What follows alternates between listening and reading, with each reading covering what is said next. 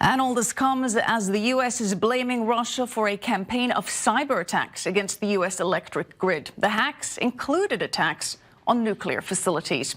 Well, we have a lot to unpack tonight and a great team to do it with. Washington correspondent Mike Vaquero is in Washington. But let's start across the pond with our Europe correspondent, Jonathan Sacerdoti, joining us from London. And Jonathan, the Russians have promised retaliation. Do we know more about exactly what that could entail? No, Michelle, not yet. And I think we can expect what they've said, the expulsion of some British diplomats from Russia in retaliation for Britain expelling Russian diplomats from the UK. But then beyond that, we haven't got a lot of substance yet. We have been told that the decision will be imminent. There's even been a statement that the president himself will choose exactly what will be done in response. But for now, it seems there's a bit of a war of words. As you heard there, escalation on the British side from highly likely to overwhelmingly likely to shut up and go away. And on the Russian side, they seem to be treating the British position with increasing amounts of disdain. Jonathan, meanwhile, what do we know about the investigation into the poisoning? Any information on that?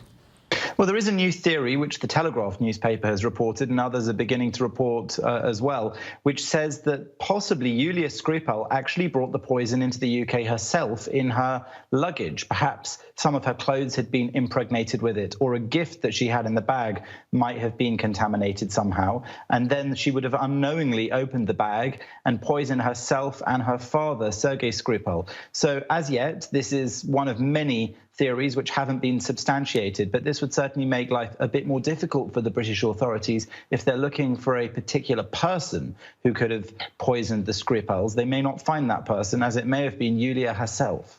Let's now check in with Mike Vaquero in Washington. Mike, Russians hacking into power plants, including nuclear facilities. This is really some scary stuff. Tell us what we know. Well, the FBI and the Department of Homeland Security here in Washington put out an alert yesterday that described these cyber attacks that have been going on for at least the last 3 years. Cyber assaults on the American electric grid, including, as you point out, Michelle, some nuclear plants around the country, as well as water treatment plants and air transport facilities. A sophisticated series of attacks, says the U.S. government, blaming Russian cyber actors for a multi-state intrusion campaign against these facilities within the United States, capable of sabotage and shutting them on and off at will, although it never really got that far. It was unclear exactly, and outside experts have been weighing in on this, exactly what the Russians are up to, whether they're trying to learn about American infrastructure, whether they're waiting for some sort of political event or other event to instigate or provoke them into making this kind of cyber attack. Also unclear exactly what the options are for the U.S. to retaliate against Russia.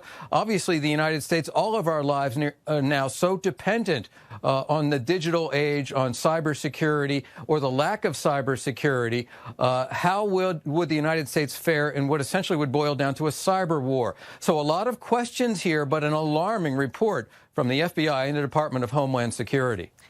Certainly very disconcerting stuff. Mike, it's in retaliation to these malicious cyber attacks and the election meddling that the Trump administration imposed new sanctions yesterday. What are the latest details on that? What do we know?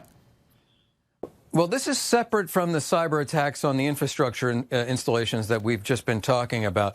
This is partially and somewhat ironically in response to Robert Mueller's indictments of Russians for meddling or attempting to meddle in U.S. elections. Many of the people that were named in Mueller's indictment of last month have now been named as subject of sanctions from the United States, as well as 2 Russian intelligence services, and that so-called troll farm in St. Petersburg, Russia, the Internet Research Agency, which is found to be a nest of this kind of cyber meddling and cyber intrusions on U.S. election systems and social media. So that's what the U.S. announced yesterday, again, separate from the cyber attacks on the infrastructure installations, Michelle. Well, they did say that the sanctions were also including those malicious cyber attacks as their target. Jonathan, back to you in London. There is another death that we talked about last week. Russian Nikolai Glashkov. Police are now saying that he was murdered. Tell us about his ties to the Kremlin, and is there any connection between these cases? Well, so far there's no direct connection, but Glushkov's death is being treated as a murder by police. We do know a certain amount about him. He had fled Russia after being imprisoned there for fraud relating to his time as director of Aeroflot, the airline. He sought political asylum in the UK, where he since lived with the UK refusing demands to extradite him to Russia.